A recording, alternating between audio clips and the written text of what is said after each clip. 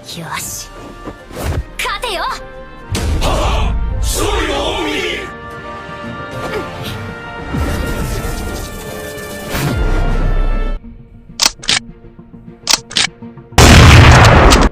Ohayou gozaimasu, konnichiwa, konbanwa.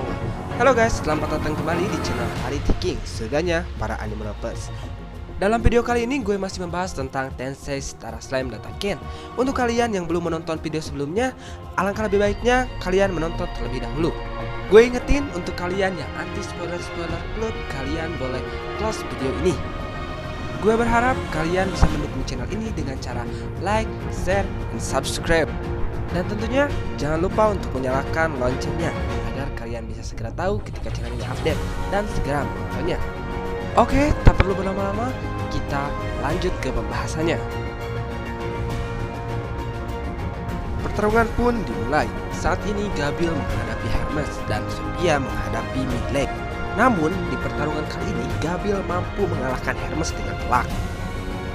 Midlake yang melihat Hermes dikalahkan dengan telak oleh Gabriel, dia pun memberikan pujian kepada Gabriel. Tentunya saat itu Sophia yang sedang berhadapan dengan Midlake merasa diremehkan karena bisa-bisanya dia melihat pertarungan orang lain padahal dirinya sedang bertarung. Sophia pun mengarahkan tinjunya dengan cepat kepada Midlake. Saat itu Midlake segera menghindari serangan Sophia dan segera memberikan serangan balasan.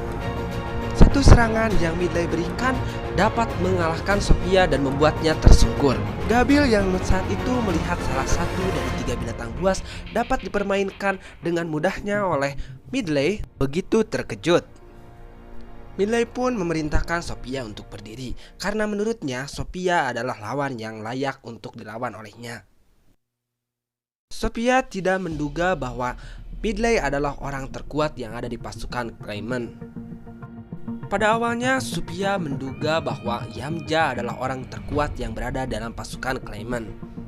Mendengar ucapan Sophia, Midlake pun berpikir bahwa memang Yamcha adalah orang yang cukup kuat. Namun Midlake merasa bahwa Yamcha tidak layak jika dibandingkan dengan dirinya. Dengan begitu dapat dipastikan bahwa Yamcha tidak memiliki kesempatan untuk menang melawan Midlake.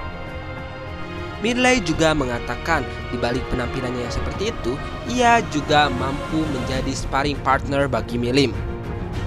Mendengar nama Milim tentunya membuat Gabriel dan juga Sophia terkejut bukan main. Sophia dan Gabriel pun bertanya sebenarnya hubungan seperti apa yang dimiliki Midlake. Apalagi ini menyangkut salah satu Raja Iblis terkuat yaitu Milim Nafa. Akhirnya Midlake pun menjelaskan bahwa dirinya dan anak buahnya adalah para pemuja naga. Saat ini Gabriel sedikit penasaran karena jauh sebelum pertarungan ini dimulai Gabriel sudah merasakan adanya sesuatu yang aneh. Midlake pun memberikan penjelasan kepada Gabriel bahwa para pemuja naga memiliki ras yang sama dengan Gabriel, yaitu ras naga. Namun alih-alih berevolusi dari Leaderman, mereka adalah keturunan naga yang berubah wujud menjadi manusia. Namun sampai saat ini tak ada dari mereka yang bisa berubah kembali menjadi naga atau emas. Dan wujudnya sudah hampir seperti manusia pada umumnya. Namun ketika seorang Dragoness seperti Hermes yang telah berevolusi menjadi manusia, itu bukan hanya wujudnya saja yang berubah, namun kemampuannya pun akan sama seperti manusia. Namun Midlake mengatakan di dalam sebuah pertarungan bukan hanya energi saja yang dijadikan sebagai patokan, tapi teknik yang digunakan. Setelah penjelasan selesai, Midlake pun memberitahukan bahwa saat ini mereka sedang berada di medan pertempuran.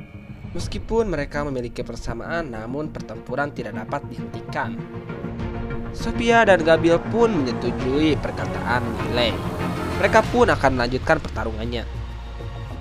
Pertarungan pun beralih ke medan pertempuran di mana Alphys saat ini sedang menghadapi Yamcha. Seperti yang diharapkan oleh Yamcha, kekuatan dari 3 binatang buas memanglah sangat kuat sehingga ia merasa kalau Alphys sangat cocok melawannya. Namun dengan pedenya ia berkata kalau Alphys tak akan mungkin mengalahkannya di pertarungan ini. Yamcha yakin akan kemenangannya saat ini karena memang saat ini ia memegang gelang cermin Gelang cermin adalah artefak yang menciptakan tiruan identik, sehingga kondisinya saat ini berubah menjadi berbalik, yaitu 2 melawan 1. Yamja berniat mengakhiri pertarungan ini. Namun, apa yang terjadi? Serangannya digagalkan oleh Gobta yang saat itu berada di bawah bayangan Alphys. Ia bersembunyi karena perintah Benimaru. Yamja pun melakukan serangan yang membabi buta kepada Gobta saat itu. Namun, Gobta selalu berhasil menghindari serangan yang diberikan oleh Yamja. Setelah beberapa kali melakukan percobaan, akhirnya serangan Alphys pun berhasil. Ia menggunakan extra skill Celestial Snake Eyes. Skill ini adalah skill yang bisa memberikan racun juga kelumpuhan. Saat ini Yamja benar-benar tidak berkutik. Ia bahkan merasakan tangannya saat ini sudah lumpuh.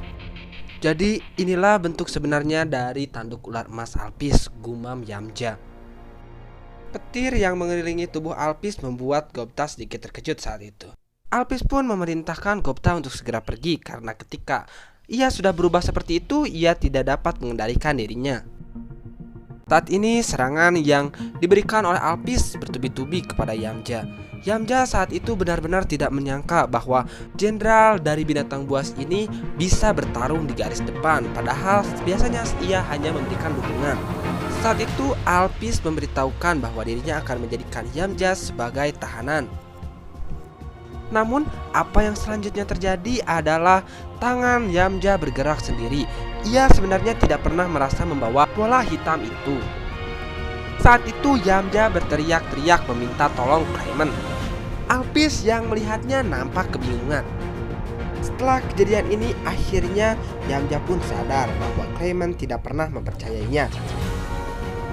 Saat ini Alphys nampak kebingungan dengan apa yang terjadi kepada Yamja.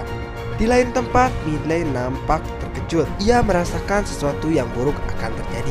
Sampai-sampai ia meminta genjatan senjata di tengah pertarungan. Pertarungan Pobio pun terhenti karena ia merasakan adanya aura yang mengerikan. Tiba-tiba di area pertarungan Alphys, 2 Caribris muncul. Alphys dapat memastikan Caribris itu muncul dari tubuh Yamja dan Oningnya. Alphys mengerahkan kemampuannya untuk memberikan serangan. Namun apa yang terjadi? Serangannya sama sekali tidak memiliki dampak. Clayman sialan, teriak Alphys sambil menggigit bibirnya. Dan momen yang sangat mengejutkan pun muncul. Di sini Benimaru datang dan langsung memotong Caribris dengan sekali tebasan. Dan dengan gagahnya ia berkata bahwa dirinya saat ini memiliki jadwal yang padat. Tebasan itu diiringi dengan ledakan yang cukup hebat. Semua orang yang bisa merasakan aura Caribris begitu terkejut karena saat ini auranya menghilang begitu saja. Dengan kerennya Benimaru berkata bahwa peperangan ini sudah berakhir. Nah teman-teman, untuk pembahasannya gue akhiri sampai di sini dulu. Gue akan melanjutkannya di video berikutnya. Dan gue sangat berterima kasih untuk kalian yang sudah like, share, and subscribe channel ini. Dan gue juga berharap kalian bisa memberikan komentarnya agar kedepannya video ini dapat lebih baik dan lebih baik. Pokoknya gue ucapin terima kasih yang sebanyak-banyaknya dan sampai jumpa di video berikutnya.